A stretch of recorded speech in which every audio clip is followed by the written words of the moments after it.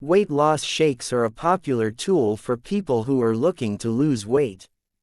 They are typically used as a meal replacement or as a supplement to an existing diet.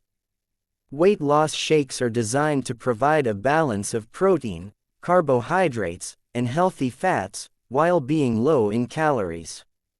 This helps to reduce overall calorie intake and promote weight loss. Some weight loss shakes also contain added ingredients like fiber, vitamins, and minerals to support overall health. It's important to keep in mind that weight loss shakes should not be the only source of nutrition. They are meant to be a supplement to an overall healthy diet that includes a variety of nutrient-dense foods.